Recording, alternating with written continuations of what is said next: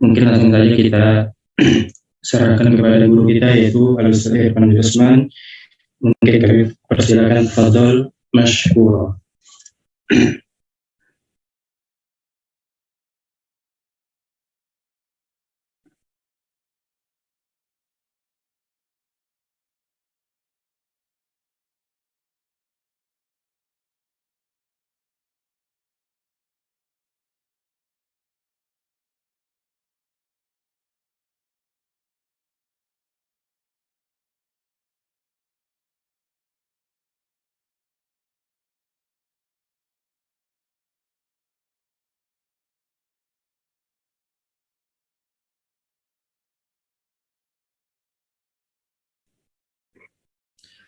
Bismillahirrahmanirrahim.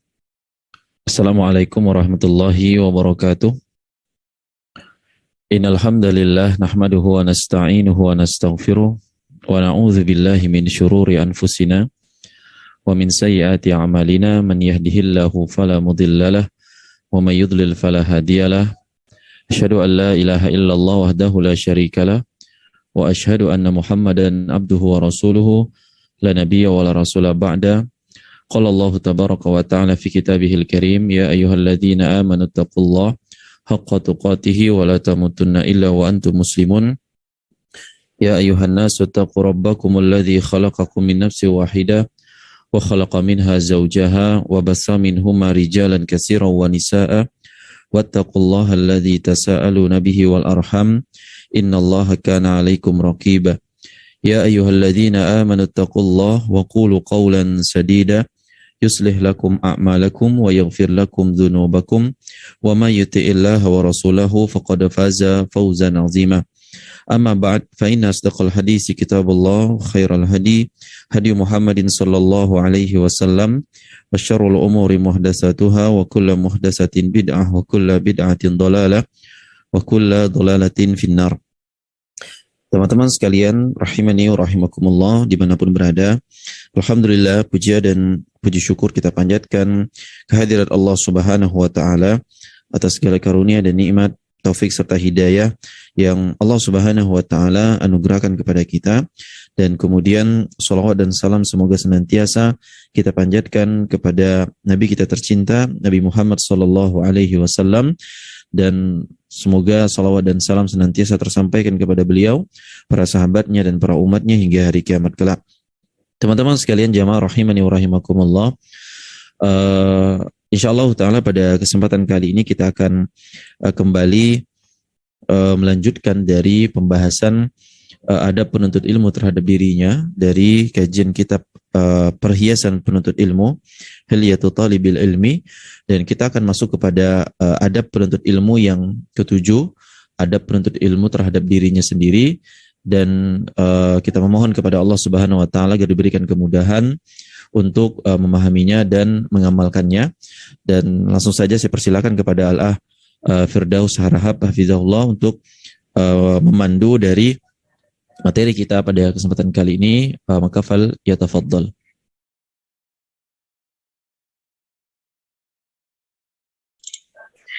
Bismillah.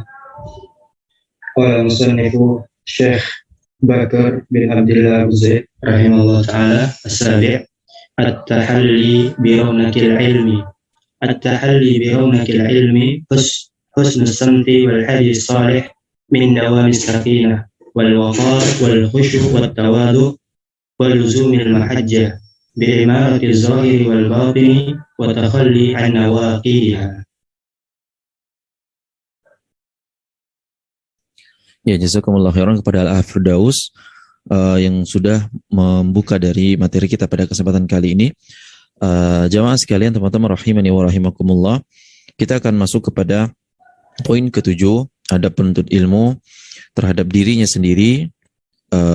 Dan ini untuk kita semua, saya pribadi dan teman-teman sekalian, bahwa kata Syekh Bakar rahimahullah ta'ala, hendaknya penuntut ilmu itu berhias dengan rawnaqil ilmi, yaitu berhias diri dengan keindahan dari ilmu tersebut. Seorang penuntut ilmu, dia harus berhias dengan keindahan ilmu tersebut. Karena ilmu agama itu adalah sesuatu yang bernilai, ilmu agama adalah sesuatu yang berharga, ilmu agama adalah sesuatu yang mahal. Maka daripada itu, patut bagi seorang yang mengemban amanah ilmu, yang belajar menuntut ilmu, dia harus sematkan di pundak-pundaknya bahwa keindahan ilmu itu ada pada dirinya tadi.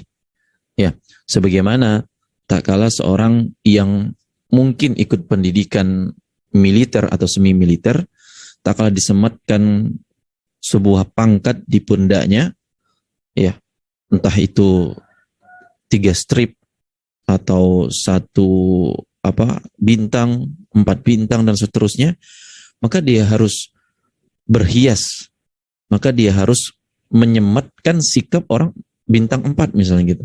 Dia harus sematkan orang yang menyandang pangkat tersebut. Nah, begitu pula seorang penuntut ilmu, dia kedudukannya lebih mulia. Kedudukannya lebih mulia di hadapan Rabbul Alamin, dan patut baginya untuk berhias dirinya dengan pernak-pernik keindahan dari ilmu tersebut.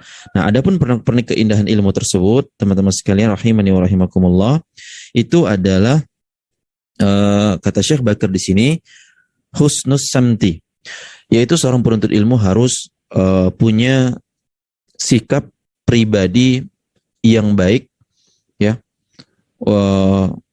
Wa hadiyus salih, dia punya akhlak tingkah laku yang soleh, yang baik, yang terpuji.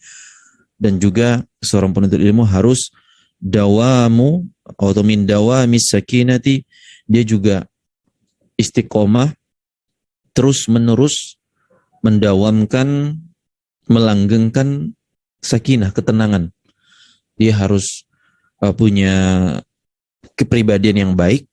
Makanya orang-orang yang berhijrah, orang-orang yang mengenal dakwah Al-Quran wa As-Sunnah, dia harus menjadi pribadi yang tingkah lakunya terpuji.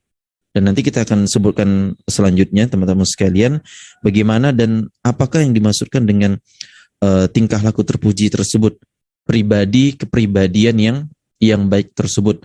Dan adapun kalau min dawamis sakinah, melanggengkan atau mendawamkan dari ketenangan, maka insyaallah taala saya rasa ma'ruf, ya, ma'ruf di kehidupan kita bagaimana sih orang yang tenang itu, bahasa lainnya mungkin nggak gerasa gerusuk gitu loh, ya, orangnya tenang. Ini juga mengingatkan kita dari hadis Nabi SAW, al-ajalatu minasyaiton, karena sesungguhnya ketergesa-gesaan itu mayoritasnya datang dari syaitan. Ketergesaan itu mayoritasnya datang dari syahwat atau hawa nafsu kita, karena pengen tuh buru-buru gitu loh, pengen instan, pengen cepet, ya, karena betapa banyak dari kita yang mungkin kemakan sama iklan, ya gitu kan, akhirnya pengen langsung, ya, pengen dapetin, pengen nyobain. Dan sebagian teman-teman yang mungkin sudah hijrah juga ngerasain bahwa bagaimana Ustaz pengen cepat bahasa Arab 3 bulan aja, 6 bulan aja, subhanallah. Padahal saya sampaikan kepada teman-teman bahwa kita bukan Imam Syafi'i. Kita bukan Imam Syafi'i yang sekali baca hafal, sampai saking kuatnya hafalan beliau tutup halaman sebelahnya agar gak kecampur hafalan beliau. Kalau Anda demikian pintarnya ke Imam Syafi'i, maka 6 bulan, 3 bulan mampu bisa bahasa Arab, mampu bisa baca kitab atau Arab gundul dan semisalnya, nggak mustahil gitu loh. Tapi kalau kita dengan kemampuan rata-rata kita pada umumnya ini, teman-teman sekalian, maka Anda harus sabar, Anda harus tenang. Anda harus tenang, Anda harus berkepribadian baik, berperilaku baik, dan selanjutnya kata Syekh di sini wal waqar.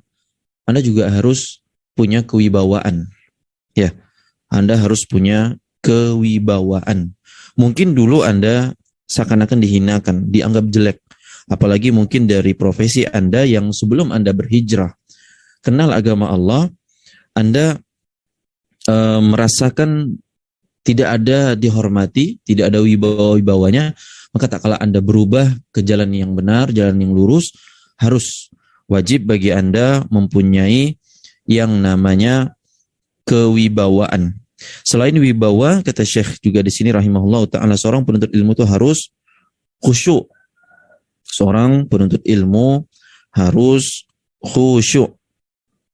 Maka sungguh menyedihkan teman-teman sekalian, kita yang mungkin telah berjalan hijrah 2 tahun, 3 tahun, ya mungkin baru berapa bulan, dan mungkin susah kalau saya mau ketemu teman-teman yang mungkin baru hijrah, baru berubah itu dalam waktu rentang berapa bulan. Pasti udah jalan kadang setahun, 2 tahun. Nah sepanjang setahun, 2 tahun, ngapain aja? Khusyuk dalam diri itu mana? Gitu loh. Dan mayoritas orang pada sering bilang khusyuk dalam sholat. Mana khusyuk dalam sholatnya? Ya, udah kelihatan apa belum? Apa masih selalu berpolemik dengan rasa khusyuk dalam sholat? Nah, yang seperti ini jamaah sekalian rahimani wa rahimakumullah, yang perlu bagi para penuntut ilmu itu perhatikan. Kalau dia tidak berhias dengan perhiasan ini, maka sejatinya sebagaimana pembahasan kita sebelumnya, dia khawatir khianat sama amanah. Khianat sama amanah yang Allah berikan kepada dia. Allah udah kasih dia hidayah, tapi dia nggak benar-benar dengan hidayah tersebut. Nah kemudian kata Syekh Bakar juga di sini rahimahullah ta'ala, wa tawadhu'i. Seorang penuntut ilmu harus berhias dengan perhiasan ilmu, ya, birawnaqil ilmi. Apa dia perhiasan selanjutnya?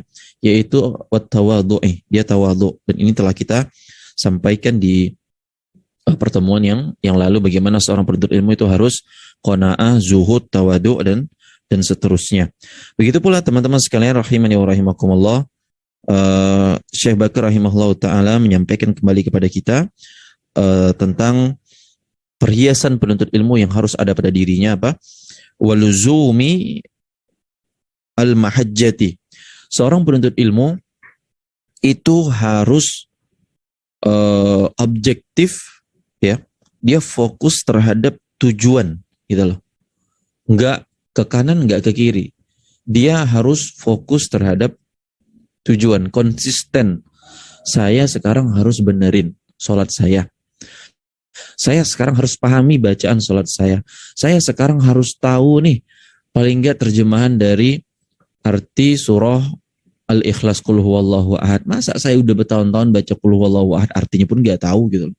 Dia gitu, fokus benahin dirinya gitu loh. Itu yang akan menimbulkan khusyuan, itu akan menimbulkan kewibawaan. Wibawa tak kalah imam baca Qul Huwallahu Ahad, Allahu Samad. Wibawa dia ngerti gitu loh. Bukan kayak orang pelangak-pelongok, nggak tahu. Orang nggak tahu kan ya gitu. Orang nggak ada ilmu, orang nggak ada pengetahuan.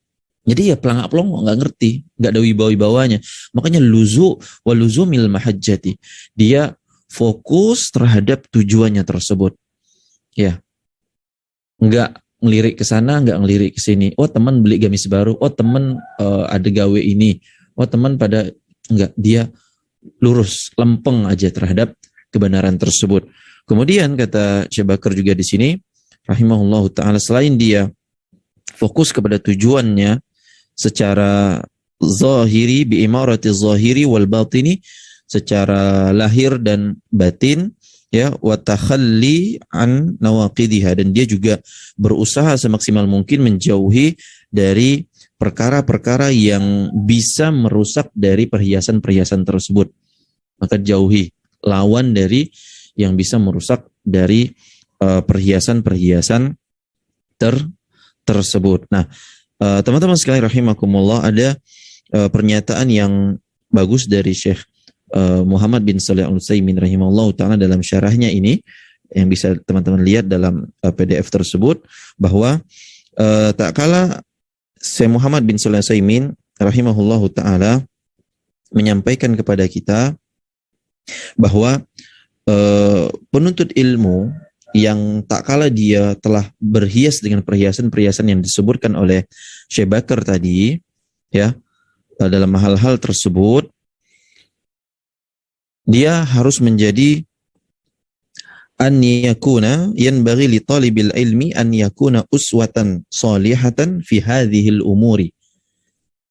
Nah, ini silakan teman-teman garis bawahi pernyataan dari Syekh Muhammad bin Shalih Al-Utsaimin rahimahullah taala, wa annahu yanbaghi li talibil ilmi an yakuna uswatan salihatan fi hadhil umuri.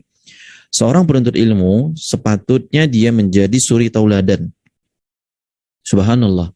Ini kalau kita cerna makna dari perkataan Syekh Muhammad bin Shalih Al-Utsaimin, teman-teman sekalian, itu bayangkan, tak kalah gelombang hijrah di tahun-tahun ini itu meningkat, banyak orang-orang mau sadar agama, mau menuntut ilmu, merubah penampilan, ya, merubah sikap. Kalau dari setiap yang datang itu orang-orang yang bisa menjadi uswatun shalihatun, ya, maka bayangkan masyarakat kita tuh jadi yang luar biasa, orang yang sabaran, orang yang tenangan, orang yang fokus tawadu, gitu ya, orang yang khusyuk gitu loh, ya, secara zahir batinnya dapat musibah ya tenang saja gitu loh, dapat baik buruk selalu husnuzon sama Allah. Ini kalau semua yang belajar datang ke majelis tuh kayak gitu, atau kita lah paling yang di sini ada beberapa orang ini yang ikut belajar atau ikut nyimak ini, baik dari via media apapun itu bisa seperti itu sikapnya, menjadi uswah sholihah. Subhanallah, bayangkan masyarakat kita akan terjadi masyarakat yang luar biasa, akan menjadi khairul ummah sebagaimana khairul qurun yang Nabi SAW sampaikan generasinya para sahabat. Kenapa kok mereka tuh bisa seakan-akan kayak hidupnya jauh dari gemerlapnya dunia. Dan hidup kita sekarang bayangkan bergelimpang dengan gemerlapnya dunia, teman-teman sekalian. Dan kemudahan-kemudahan yang Allah Subhanahu wa taala berikan. Dan lihat Anda bisa dengan mudahnya, dan saya yakin teman-teman yang ikut pengajian ini secara serius lillahi ta'ala mengharapkan wajah Allah, Anda bisa mendapatkan kitab tanpa Anda keluar sepeser pun, dan itu dibagikan oleh saudara dan saudari kita secara percuma gitu loh, dengan mudah Anda untuk mendapatkan nasihat, mendapatkan petuah ya, sebagaimana yang Allah firmankan dalam surah Al-Asr, orang-orang yang gak merugi itu kan, wal asr, demi masa, innal insana lafil khusr, sesungguhnya manusia itu rugi. Kita semua rugi. Kecuali siapa di antara kategori orang gak rugi, kata Allah Subhanahu wa taala, ya, wattawassaw bil haqqi wattawassaw bis sabr, yang terus saling mengingatkan dalam ketakwaan dan kesabaran. Dan kita lakukan sekarang teman-teman sekalian adalah dalam rangka mengingatkan, saling menasihati dalam kesabaran dan ketakwaan. Anda harus sabar menjadi seorang penuntut ilmu. Anda harus sabar menjadi orang yang telah berubah, berhijrah. Karena pasti ujian akan Anda dapati. Ya, problem-problem akan Anda temukan gitu loh. Maka patut kita menjadi suri tauladan, uswatun salihatun, an yakuna uswatan salihatan fi hadhil umur. Harus menjadi role modelnya gitu loh. Ya, menjadi tokohnya, panutannya. Tapi tak kalah para penuntut ilmu malah sebaliknya, ya, malah kata saya Abu Bakar tadi, wa takhalli an nawaqidiha, malah kebalik gitu loh. Orang yang enggak tenangan, enggak sabaran, enggak fokus, kadang enggak tawadu, ya, enggak khusyuk, enggak wibawa. Wah, udah. Ini bakal bisa celaka. Ini bahaya teman-teman sekalian. Nah, hadirin hadirat rahimani wa rahimakumullah, itu pernyataan dari Syekh Bakar rahimahullah ta'ala di materi kita pertama ini, dan kita akan lanjutkan ke matan selanjutnya, dan saya persilakan kepada Al-Firdaus Harahap hafizahullah untuk melanjutkannya. Fal yatafaddal. طيب قال المصنف وعن ابن سيرين رحمه الله قال كانوا يتعلمون الهدي كما يتعلمون العلم. وعن رجاء ابن حيوة رحمه الله أنه قال لرجل حدثنا ولا تحدثنا عن المتماوت ولا طعان. رواهما الخطيب في الجامع وقال يجب على طالب الحديث أن يتجنب اللعب والعبث والتبذل في المجالس بالسخف والضحك والقهقهة وكثرة التنادر وإدمام المزاح والإكثار منه فإنما يستجاز من المزاح بيسيره ونادره وطريفه، والذي لا يخرج عن حد العدد بطريقة العلم فأما متصله وفاحشه وسخيفه وما أوغر منه الصدور وجلب الشر فإنه مذموم، وكثرة المزاح والضحك يبدأ من القدر ويزيل المروءة.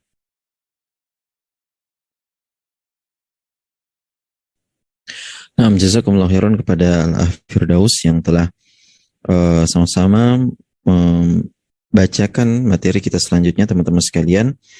Maka materi selanjutnya yang akan kita simak, ya, yang disampaikan oleh Syekh Bakar rahimahullahu taala rahmatan wasi'atan, bahwa penuntut ilmu, ya, seorang penuntut ilmu yang mana dia harus berhias dengan perhiasan yang indah dan mulia ini, sebagaimana diriwayatkan dari Ibnu Sirin, salah seorang ulama tabi'in rahimahullahu taala rahmatan wasi'atan, Muhammad Ibnu Sirin Al-Ansari, seorang yang siqah, ahli ibadah, ahli zuhud, ya, punya kemuliaan, ahli hadis, ya, dan orang yang luar biasa. Ketika kita lihat biografi beliau pernah menyampaikan sebuah perkataan yang luar biasa. Kata beliau rahimahullah ta'ala, dahulu para sahabat atau para salafus salih terdahulu, kanu yata'allamuna al-hadiya kama yata'allamuna al-ilma. Mereka mempelajari adab, mereka mempelajari petunjuk, mereka mempelajari sikap, mereka mempelajari kepribadian baik, mereka mempelajari tingkah laku yang terpuji. Apa dia? Kanu yata'allamun al-hadiya kama yata'allamun al-ilma. Sebagaimana mereka mempelajari ilmu, sebagaimana mereka mempelajari ilmu. Dan begitu pula kata Syekh Bakar di sini dari Roja bin Haywa, salah seorang salafus saleh yang mulia pula rahimahullah, annahu qala li rajulin, bahwasanya beliau pernah berkata kepada seorang lelaki, hadisna wala tuhaddisna an mutawawitin wala ta'anin.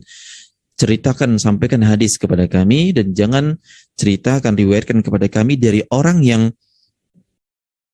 males-malesan atau orang yang suka mencaci maki atau melaknat, nggak bisa jaga mulutnya.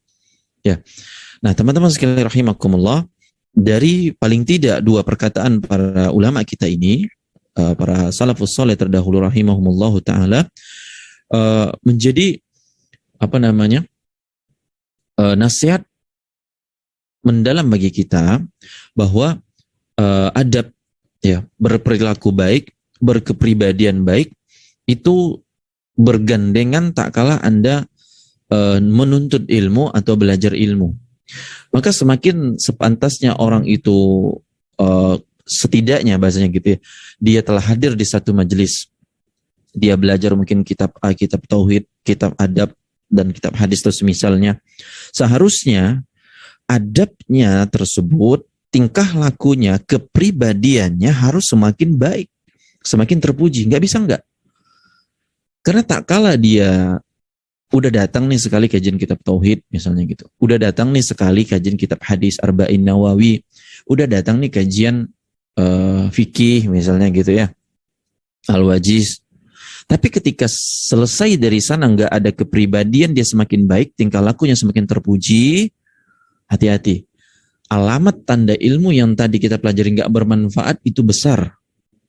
Alamat, ya, ciri-ciri ilmu yang tadi kita pelajari itu datang di majelis tadi itu nggak bermanfaat, itu besar potensinya. Maka daripada itu, melanjutkan dari perkataan Roja bin Haywa, ya jangan riwayatkan kepada kami orang-orang yang malas-malesan. Apa di antara udah ciri-ciri dia malas-malesan? Datang ke majelis nggak ada nyatet, kitab udah nggak punya, gitu lah ya. Kitab udah nggak punya, pengennya gratisan, nggak mau keluar duit, nggak mau usaha, nyatet juga enggak, gitu loh. Seakan-akan hidupnya ini udah kayak para ulama salaf dulu, gitu loh. Lah sesusah-susahnya ulama salaf dulu, teman-teman sekalian, Imam Ahmad jual genteng, Allahu Akbar. Imam Ahmad jual ember baskom yang tiap hari di rumah kita ada.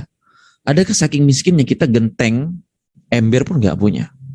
Atau kita ini mungkin ya nggak tahu lah ya, mungkin di antara teman-teman ikut menyimak atau yang ikut ngaji itu, mohon maaf, mungkin jadi tunawisma gitu loh, nggak punya rumah, ngelandang sana sini gitu. Ya genteng nggak punya Ustaz.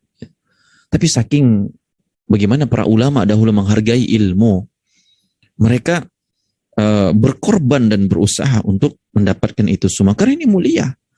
Karena ini mendatangkan sebuah keindahan teman-teman sekalian. Dan menjadi sebuah kaidah umum sampai di orang-orang awam, tak kala ingin mencapai sebuah keindahan yang tinggi, mereka harus berjuang dan mendapatkannya dengan pengorbanan. Anda mau bisa wibawa, tenang, khusyuk, tawadu, fokus, nggak bisa instan. Anda nggak bisa datang sekali dua kali pengajian. Anda nggak bisa baru cuman mentang-mentang hatam kitab tauhid terus merasa udah bisa jadi tenang, wibawa, khusyuk, tawadu. Enggak. Ya, para ulama aja dulu kadang-kadang sampai ada di antara perkataan mereka itu menyatakan, saya mempelajari ilmu tentang darah haidnya wanita itu 20 atau 19 tahun lamanya. Nah, dan ini seorang perkataan ulama, teman-teman sekalian. Hukum tentang masalah darah haidnya wanita itu sampai sebegitu lamanya yang mereka harus pahami. Saking mendetailnya, spesifiknya.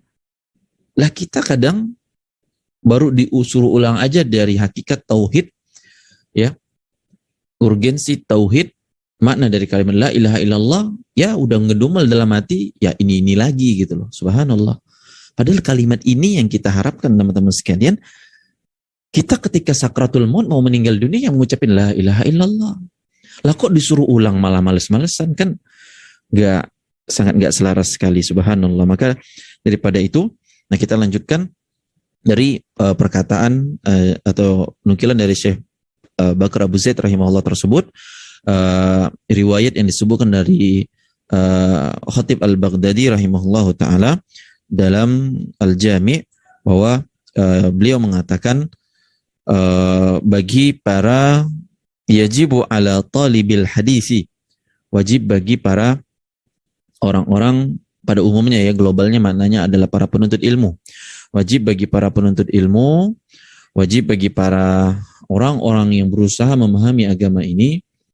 Dan saya rasa nggak ada yang nggak kena gitu loh. Kita tuh kalau udah tahu sadar Al-Quran dan As-Sunnah, tauhid dan seterusnya, itu wajib nuntut ilmu gitu loh. Nah, kalau nggak nuntut ilmu ngapain? Jadi apa? Jadi orang awam gitu kan.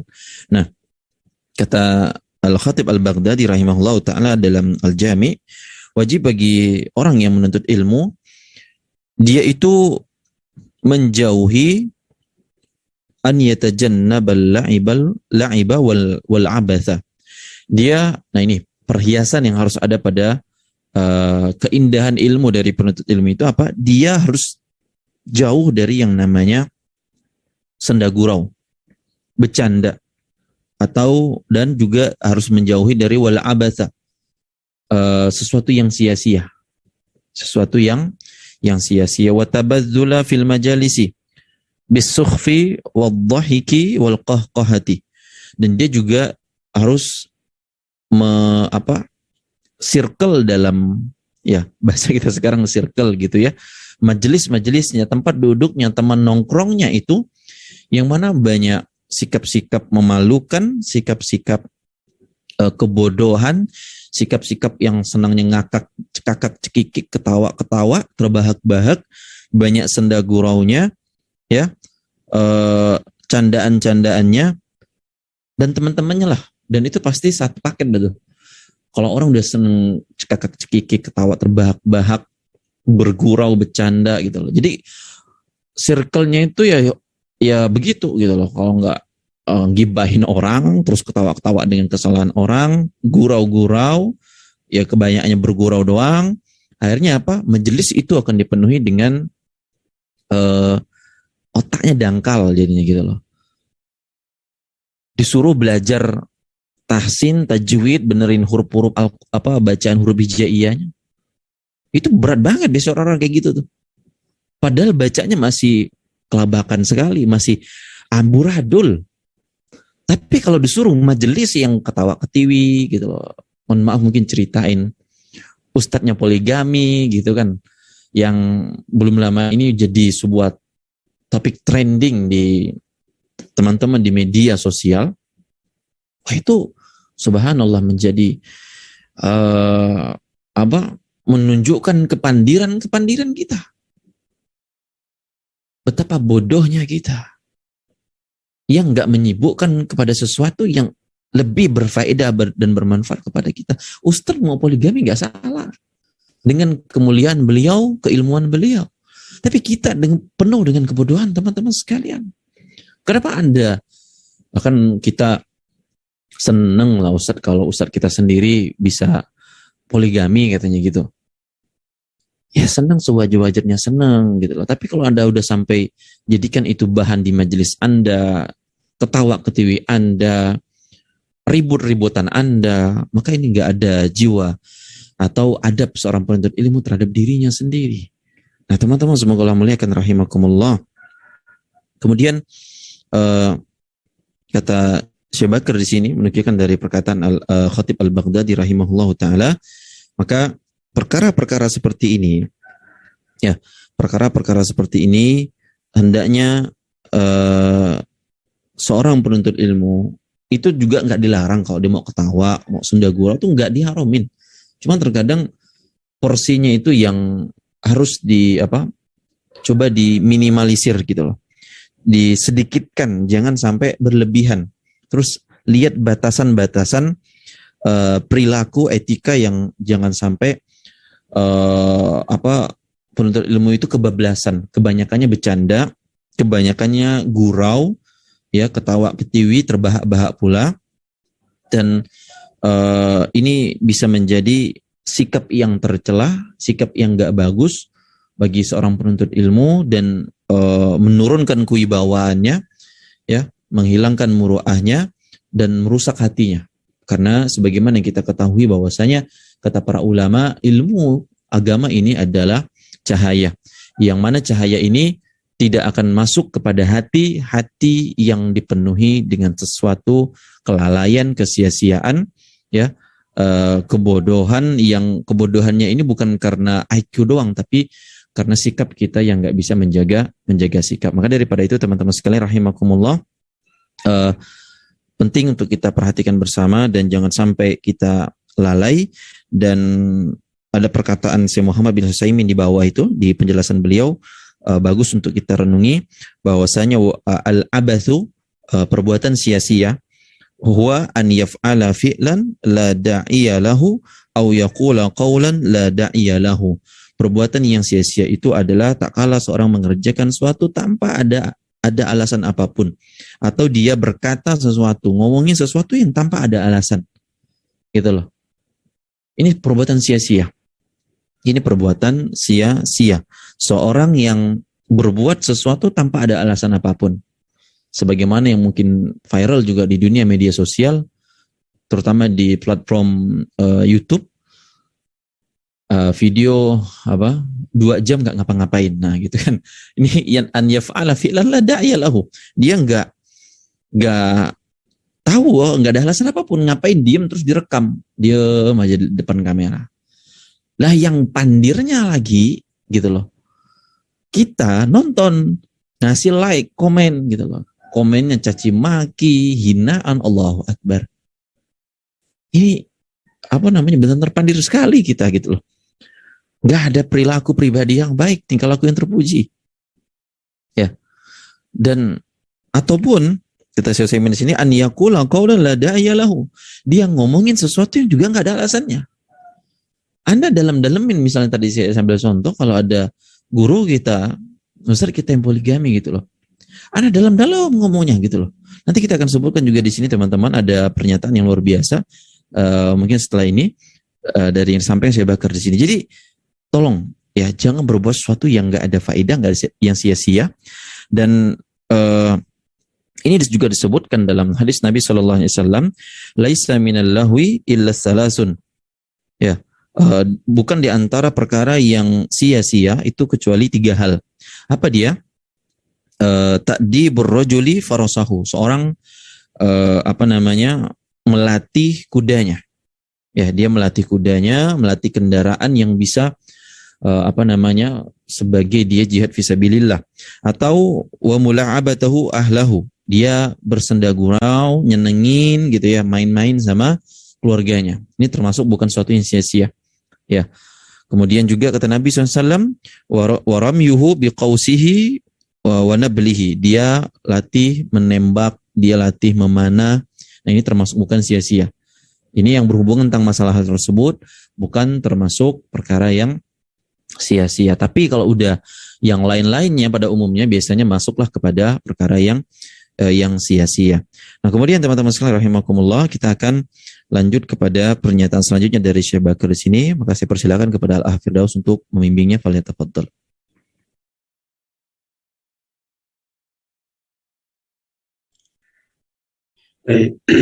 قال المصنف وقد قيل من أكثر من شيء عرف به فتجنب هاتيك السقطات في مجالستك ومحادثتك. وبعض من يجهل يظن أن تبسط في هذا الأريحية. وعن الأحناف ابن قيس قال جنبوا مجالسنا ذكر النساء والطعام إني أبغض الرجل يكون وصافا لفرجه وبطنه. Ya, jazakumullah khairan Al-Firdaus yang telah membacakan matan yang kita bahas di sini dari pernyataan Syekh Bakar rahimahullah ta'ala.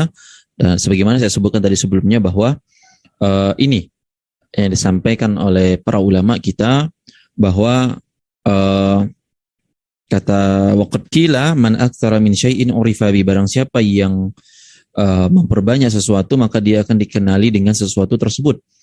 Ya, barang siapa yang memperbanyak sesuatu maka dia akan dikenali dengan sesuatu tersebut. Banyak ketawa, ya tahu sama orang ini ya dikit-dikit ketawa. Kadang sampai kita ini beda sama para salaf dulu. Kalau para salaf dulu itu mereka tuh kadang ketika hatinya lagi keras, hatinya lagi malas ibadah, lagi futur, mereka datangin orang yang mereka anggap orang ini bisa memberikan nasihat, ya, wa tawassaw bil haqqi wa tawassaw bis sabr. Dan sebagian mereka menyatakan dalam kisah-kisahnya tersebut bahwa kadang hatiku lagi keras, aku datangi ulama fulan. Kadang belum aku minta nasihat, ngelihat beliau aja hatiku udah semangat, subhanallah, gitu loh. Dan ngelihat ini bukan ketawa cekakak-cekikik gitu kan. Beda kita kalau ketemu teman dekat, akrab, apalagi teman senda guraunya kita, ya ketemu tuh udah rasanya mau ketawa aja gitu kan ada orang kayak gitu. Ketemu tuh udah rasanya mau ketawa aja bawaannya. Subhanallah. Ya bukannya makin nambah hati kita lunak lembut, malah semakin keras gara-gara kebanyakan ketawa. Nah, maka daripada itu jangan sampai kita dikenal dengan memperbanyak sesuatu tuh yang negatif atau buruk gitu loh. Ini hati-hati, ini sangat potensi besar bagi para penuntut ilmu untuk dia lebih banyak dikenal dengan kebaikannya daripada hal-hal yang negatif, terutama bagi para akhwat yang mungkin bermuamalah di masyarakat dengan pakaian antuna yang tertutup, yang warnanya gelap gitu kan. Maka berusahalah jadi pribadi, ya, mempunyai kepribadian yang baik, akhlak-akhlak yang terpuji. Orang nggak salam ke anti, ya, anti yang salam ke mereka gitu loh. Ya, ucapin salam dengan nada suara yang lemah lembut, terutama kepada yang bukan, atau kepada sesama wanita, para akhwat. Ya, ibu-ibu, walaupun dia mungkin belum pakai jilbab, mungkin auratnya masih kebuka, tunjukkan rahmah, tunjukkan kasih sayang, tunjukkan di hati itu doain mereka, semoga Allah berikan hidayah sebagaimana Allah telah berikan kepadaku, gitu loh. Jadi dikenal dengan banyaknya kebaikan, bukan dikenal mungkin sikapnya kayak acuh nggak acuh, sombong atau semisalnya. Nah, kemudian teman-teman sekalian rahimakumullah, kata Syekh Bakar juga di sini untuk kita hati-hati dari majelis-majelis, tempat-tempat duduk, tongkrongan-tongkrongan yang bisa merusak keindahan ilmu kita. ya, merusak keindahan ilmu kita. Dan sebagai contoh kata Syekh Bakar di sini rahimahullahu taala, sebagian orang-orang yang bodoh, yang jahil, ya, yang mengira bahwa meluangkan waktu untuk bahasa mereka itu an tabassutta fi hadza aryahiyatun, refreshing gitu loh. Ya refreshing kan biar ini Ustaz nggak penat gitu loh. Capek, kita ini pengen nyegerin pikiran gitu loh. Refresh, ya, refreshing. Wah, ini mungkin kurang piknik gitu loh bahasa-bahasa kita sekarang. Nah, yang seperti ini, teman-teman sekalian rahimani wa rahimakumullah, alasan-alasan seperti ini itu kita lihat pernyataan selanjutnya dari Ahnaf bin Qais, ya, rahimahullahu taala. Beliau mengatakan jannibu majalisana zikran nisa'i wa ta'ami. Waduh, ini rasanya kena banget ke kita nih perkataannya. Apa kata beliau? Jauhilah, hindarilah, ya, tongkrongan-tongkrongan kita, majelis-majelis kita itu dari ceritain masalah perempuan, begitu pula makanan. Dua hal yang paling sering dibicarain di masyarakat kita, hatta oleh para penuntut ilmu. Ya, ngomongin tentang masalah perempuan atau makanan, perut, gitu kan. Makanya kata beliau rahimahullah ta'ala, inni ubghidur rajula yakunu wassafan li farjihi wa batnihi. Ya, karena sesungguhnya aku adalah orang yang paling gak suka disifati dengan atau berurusan dengan urusan kemaluan dan perut. Dua hal yang Nabi SAW telah wanti-wanti kepada kita. Ini nggak bagus banget atau nggak pantas gitu loh untuk seorang penuntut ilmu kalau dia hanya sibuk ke seputaran itu saja, sibuk kepada hal-hal yang berhubungan masalah kemaluannya atau perutnya juga dan seterusnya. Nah, teman-teman sekalian rahimani wa rahimakumullah, itu yang disampaikan Syekh Bakar rahimahullah taala, dan kita masuk kepada matan yang terakhir di pertemuan kita kali ini. Maka saya persilakan kepada Al-Firdaus untuk membimbingnya. Falyatafaddal. Qala musannif wa fi kitabil muhaddath al-mulham Amirul Mu'minin Umar bin Khattab radhiyallahu anhu fil qada wa man tazayyana bima laysa fihi syanahu Allah wanzur syarhahu li Ibnu Qayyim rahimahullah. Ya, jazakumullah khairan Al-Firdaus. Dan teman-teman sekalian rahimani wa rahimakumullah, kita masuk kepada matan yang terakhir di pertemuan kita kali ini dari adab penuntut ilmu terhadap dirinya. Dan setelah itu kita akan coba buka diskusi bagi teman-teman sekalian dari materi yang kita angkat, yang kita bahas, bahwa kata Syekh Bakar di sini dalam kitab Al-Muhaddas Al-Mulham, ya, Amirul Mu'minin Umar bin Khattab radhiyallahu taala anhu fil qada'i, disebutkan bahwa kata beliau, man tazayyana bima laysa fihi, barang siapa yang berhias dengan sesuatu yang tidak ada pada dirinya, syanahullah, niscaya Allah akan menghinakan orang tersebut. Ya, niscaya Allah akan menghinakan orang tersebut. Nah, teman-teman sekalian rahimani wa rahimakumullah, ini dia yang juga patut bagi kita renungkan bersama, bahwa kita penuntut ilmu, kita orang yang diwajibkan oleh Allah dan Rasulnya untuk menuntut ilmu atau belajar. Karena ketika kita telah tahu untuk belajar dan menuntut ilmu, kemudian nggak ada perhiasan keindahan ilmu tersebut pada diri kita, maka hati-hati, kita bisa dihinakan oleh Allah Subhanahu wa taala. Kita bisa dihinakan oleh Allah Subhanahu wa taala. Maka kalau kita nggak mau dihinakan oleh Allah Subhanahu wa taala, maka perhiasan-perhiasan tadi maka pakailah, jadikan ada pada diri kita, walaupun berat, memang perlu atau penuh dengan pengorbanan, ya. Karena seorang berhias diri sampai dia dikenal sebagai orang yang udah hijrah, udah jadi penuntut ilmu, ya. Dan kemudian misalnya ada orang yang bertanya kepada kita tentang masalah-masalah ilmu, ya, maka jangan kayak orang yang petatang petenteng. gitu loh. Ini aku tahu nih, ini boleh, ini halal, ini wajib, terus misalnya, atau fardu ain, fardu kifayah.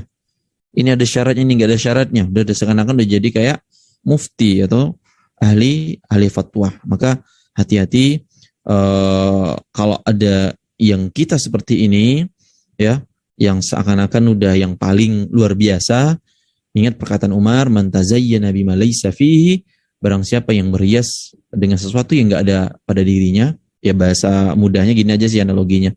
Eh, eh, Teman-teman pakai perhiasan atau perahuan lah misalnya, pakai emas tapi palsu gitu kan. Emas tapi palsu. Apa yang terjadi? Dihinakan sama orang, diejek sama orang, dijatuhin sama orang.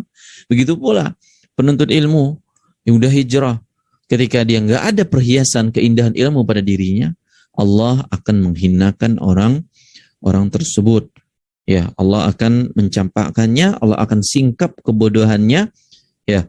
Dan begitu pula bagaimana orang yang berhias seakan-akan ahli ibadah, ya, dia tampil, dia nampak seakan-akan orang yang paling luar biasa ibadahnya, pasti Allah akan buka rahasianya. Dan semoga Allah jaga kita dan lindungi kita, teman-teman sekalian. Jadi jangan berpura-pura gitu loh. Seakan-akan berpura-pura kenyang padahal lapar gitu kan. Jangan jangan dibuat-buat, ya. Nggak tahu sesuai dengan kapasitas kita. Ya, jangan sembunyikan. Tahu diri kita ini penuh dengan masalah, penuh dengan kekurangan, jauh dari adab akhlak yang mulia, pribadi, kemuliaan dan seterusnya. Maka jalani, ya, berusaha terus senantiasa perbaiki, ya. Semoga Allah menjadikan kita lebih baik dan menjadi orang-orang yang senantiasa bisa menjadi suri tauladan, walaupun kita tahu diri kita penuh dengan banyak kekurangan dan kekhilafan. Demikian saya rasa teman-teman sekalian untuk materi kita pada kesempatan kali ini, dan insyaallah taala pertemuan selanjutnya kita akan masuk kepada materi yang ke-8 dari adab penuntut ilmu terhadap dirinya, perhiasan yang akan dikenakan kepada dirinya tersebut. Semoga Allah mudahkan dan semoga Allah berikan kita ilmu yang bermanfaat dan menjauhkan kita dari ilmu yang tidak bermanfaat. Wa sallallahu ala nabiyina Muhammad wallahu ta'ala bisawab. Saya persilakan kepada Al-Ah Firdaus untuk membimbing dari kegiatan kita selanjutnya. Fal yatafadhal.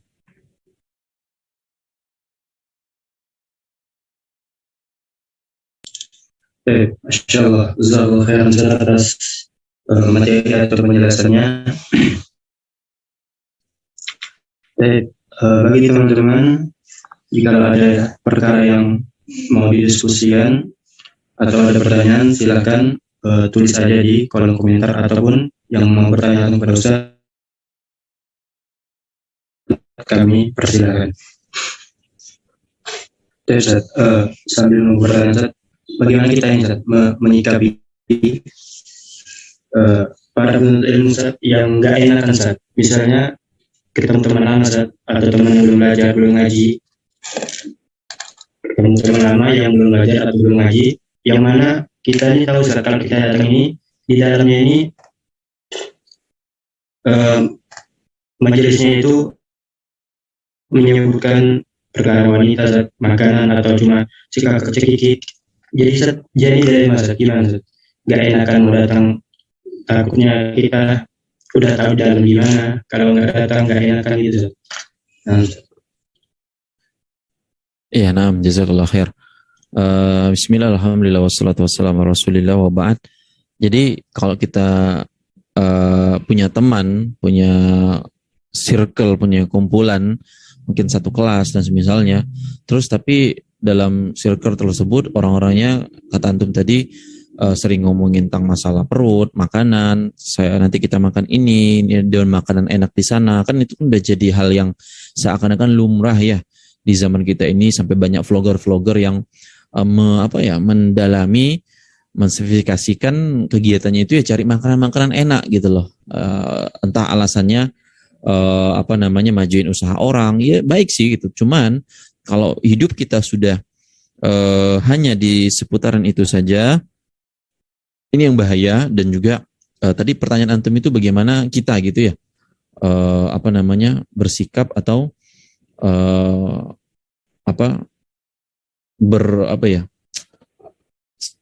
Tadi pertanyaan tuh agak kurang jelas, di akhir-akhirnya agak putus-putus. Bagaimana sikap kita menyikapi Ustaz? Apakah Sedangkan kita kita udah tahu gitu. berkumpul terus misalnya gitu kan? Nah, Ya, jadi saran dari saya kalau dapat teman atau circle seperti itu, maka yang pertama tidak mesti Anda jauhi secara seutuhnya, ya, nggak mesti antum jauhi seutuhnya. Artinya kita ingat hadis Nabi Shallallahu Alaihi Wasallam, tak kala beliau menyampaikan kepada kita tentang bagaimana mengingkari kemungkaran, dan kita tahu di sana kemungkaran gitu loh. Kita tahu di sana kemungkaran ketika mereka hanya ngomongkan makanan atau masalah wanita atau misalnya, maka kalau kita bisa mewarnai di situ, artinya datang ke situ, kita ubah arah pembicaraan, ya, atau ubah mindset mereka gitu loh, maka silakan lakukan gitu loh. Silakan lakukan dengan mengingkari kemungkaran tersebut dengan lisan. Berarti kalau pakai kekuatan ya ketika Anda mungkin posisinya entah kepala atau ketua kelas dan semisalnya.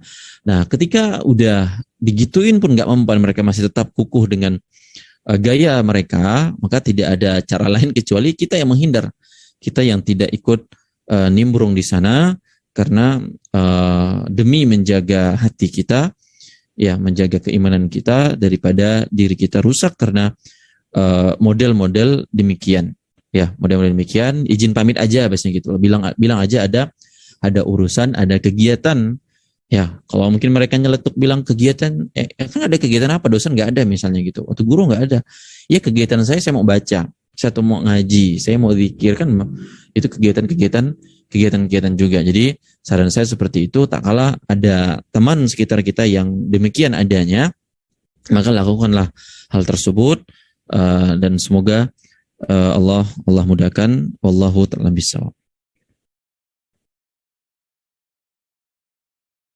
dan Ustaz, jazakallahu khairan atas jawabannya. Kemudian Ustaz, ini ada pertanyaan Ustaz. Barakallahu fikum, Ustaz mohon nasihatnya, yaitu cara menasihati teman yang udah ngaji Ustaz. Jadi udah ngaji, udah belajar, tapi dia ini seringnya nongkrong kafe di tempat-tempat yang tidak seharusnya atau dilazimi oleh seorang penuntut ilmu. Kemudian sembari ketawa terbahak-bahak, juga bermudah-mudahan dengan yaitu lawan jenis atau yang bukan mahramnya, termasuk tukaran kitab. Kadang mau nasihatin cuma nggak enak, sebab biasanya kalau sudah diingatkan dan nyari pembenaran. Mohon nasihatnya.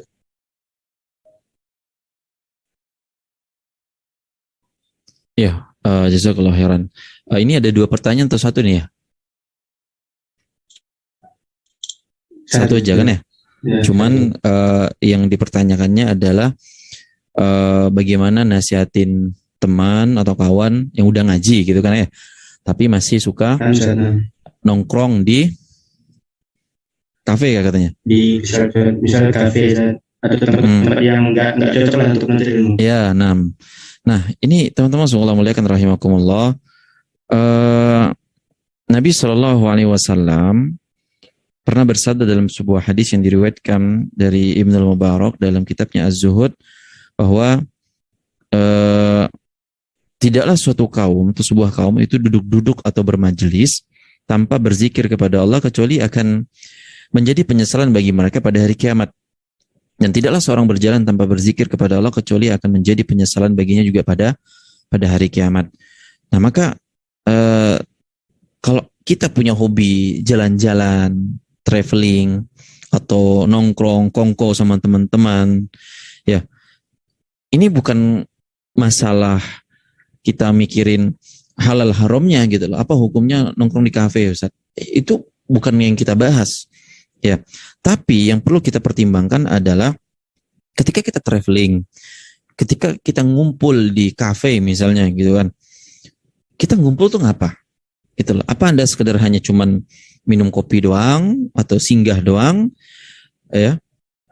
Tapi di sana kita tidak ada mengingat Allah atau sesuatu yang bermanfaat dan berfaedah. Jadi simpelnya gini teman-teman, kita nggak dilarang secara mutlak kalau mau duduk di kafe, di apa tempat-tempat umum gitu kan, dan apa namanya tempat-tempat publik gitu loh ya, nggak dilarang secara seutuhnya. Tapi tak kalah kalau, dan sebagaimana kita tahu tempat di sana banyak kelalaian, bukan hal-hal yang positif, maka itu bagi para penuntut ilmu harus berusaha meminimalisir. Nah itu dia, harus meminimalisir, jangan sampai berlebihan, jangan sampai berlebihan, jangan sampai apa namanya lama-lamaan juga di sana gitu kan. Ini yang perlu Anda perhatikan. Tapi kalau menasihatin teman, nasihatilah dengan metode-metode yang para ulama kita tuntunkan atau ajarkan. Terutama ajak dia dulu untuk sadar dengan apa namanya hakikat dirinya, yang dia udah tahu ilmu, udah tahu berhijrah, maka ajak gitu loh. Ya ajak karena Allah, ya bukan dengan emosional ataupun dengan cara-cara yang tidak diperkenankan. Kalau dia terima dan mau, alhamdulillah. Kalau enggak, ya sudah, kewajiban kita telah selesai atau gugur gitu loh. Jadi memang kita nasihatkan kepada para teman-teman sekalian dan seluruhnya bahwa memang tidak dipantaskan bagi seorang penuntut ilmu untuk seakan-akan hidupnya penuh dengan kehidupan luar publik seperti itu. Dia harus tetap jaga dirinya. Kalau mau duduk ya silakan duduk, tapi yang sewajarnya. Ya, tapi yang sewajarnya, bukan berlebihan. Kalau perlu ya memang ada teman-teman juga yang punya ide-ide bisnis atau buka warung kopi atau kafe yang bukan yang warung kopi syar'i bahasanya gitu ya, tapi lebih kepada dibuat konsepnya enggak mungkin tanpa adanya nyetel musik-musik, aurat kebuka, pelayannya wanita, dan campur baur antara laki-laki dan perempuan. Jadi saran saya seperti itu. Wallahu ta'ala bissawab. Baik, atas jawabannya. Baik, mungkin ini pertanyaan terakhir. Yaitu bagaimana cara manajemen waktu agar setiap waktu yang dilalui oleh para penuntut ilmu menjadi bermanfaat atau tidak sia-sia dalam perbuatan maupun ucapan dengan dibarengi keindahan ilmu tersebut. Cara manajemen waktu agar tidak terbuang sia-sia. Nah, tafadhol. Ya, jazakallah khair atas pertanyaannya. Jadi diskusi kita terakhir ini, atau pertanyaan terakhir di kesempatan kita kali ini, bagaimana mengatur atau memanajemen waktu agar waktu kita tuh enggak menjadi waktu yang sia-sia atau menjadi waktu yang bermanfaat baik dalam tingkah laku, perbuatan kita dan seterusnya dengan sikap-sikap keindahan bagi para penuntut ilmu tadi. Nah, teman-teman semoga Allah muliakan rahimani wa rahimakumullah, terkait masalah manajemen waktu ini para ulama juga menyampaikan kepada kita, ini kembali kepada diri setiap orang itu sendiri. Jadi balikan kepada diri kita masing-masing. Balikannya gimana? Kita yang mampu ngelihat diri kita. Ya, kita mungkin nggak bisa atau nggak mampu seperti si Albani yang bisa memanajemen waktunya itu kalau malam tidur cuma 4 jam doang. Sebagaimana kita tahu juga Pak mantan presiden kita Pak B.J. Habibie rahimahullah, beliau juga gitu kan, saking sibuknya dan kepintaran beliau juga, itu tidur malam cuma 4 jam. Coba kita tidur malam cuma 4 jam. Ya kepelingan gitu loh, kepala pusing, mata jadi mata panda dan seterusnya. Tapi sudahlah, kita lebih tahu diri kita. Maksudnya kata Allah dalam surah Al-Qiyamah yang ke-14, balil insanu ala nafsihi basirah. Manusia itu paling tahu tentang dirinya. Ya, dia sanggupnya sekian, sekian, dan sekian. Nah, ketika Anda sudah tahu tentang diri Anda, mampunya sekian, tahapnya sekian, maka silakan Anda bagi. Anda bagi sesuai dengan koridor-koridornya. Ya sudah tahu habis subuh, ya lakukanlah zikir pagi, gitu kan. Nanti asar, kalau mungkin belum balik kerja, belum sempat, masih bisa zikir sore itu ba'da maghrib, gitu kan ya. Dan seterusnya. dalam memanage hal-hal yang Anda mungkin bisa lakukan. Atau udah zikir pagi, siap-siap mau pergi kerja atau ke kampus, sekolah, datangnya awal nih kan, itu udah jadi rutinitas misalnya. Kan ada orang kayak gitu. Ada orang tuh yang memang pergi kerja atau sekolah emang datangnya awal. Udah biasa gitu. Nah udah datang awal sampai di tempat tujuan, cobalah biasakan manajemen, di manage, Anda mungkin sholat duha kayak gitu kan ya. Terus ditambah lagi sambil menunggu, Anda isi dengan entah membaca atau baca Quran terus misalnya, atau zikir. Ya, zikir, bagaimana zikir tuh lebih ngena gitu kan. Agar setiap perbuatan kita atau ucapan kita itu ada faedah atau manfaatnya. Zikir sambil ngerenung gitu loh, ngerenung diri nih gitu loh. Ya, sambil baca astagfirullah wa atubu ilaih gitu. Astagfirullahalazim allazi la ilaha illa huwal hayyul qayyum wa atubu ilaih. Istighfar terus, tobat, nyesel apa? Banyak lalai, banyak dosa, khawatir ke depan takdir Allah. Apa takdir Allah kepada kita belum siap nerima gitu loh. Pada kita harus nerima gitu loh. Itu istighfarkan gitu loh. Sesali diri kita. Ya, tak tahu nanti kalau kita udah masuk masa mencari jodoh, apakah saya ini terlalu banyak pilih-pilih kah gitu. Istighfar kan, sambil duduk ngerenung gitu loh. Ini yang akan menimbulkan dari sikap-sikap yang kita sebutkan. Dia tawadu, dia khusyuk, dia wibawa, dia tenang. Itu teman-teman sekalian, dari pertanyaan tersebut, diskusi tersebut, semoga bermanfaat. Kurang lebihnya saya mohon maaf. Jika ada kebenaran itu datang dari Allah dan Rasulnya. Jika ada kesalahan, kekeliruan, maka itu dari diri saya pribadi, kelemahan ilmu saya. Dan saya mohon maaf kepada teman-teman sekalian. Dan saya mohon ampun kepada Rabb kita yang maha pengampun lagi maha penerima taubat hambanya. Demikian. Wassallallahu Nabi Muhammad. Wallahu ta'ala bisawab. Khairan kepada guru kita Ibu Ustaz Usman, dan kami ucapkan juga jazakumullah khairan kepada teman-teman yang telah menyimak maupun yang telah bertanya. Dan insyaallah kita cukupkan, dan insyaallah kita lanjutkan pada pertemuan yang berikutnya. Kita tutup dengan doa kafaratul majelis.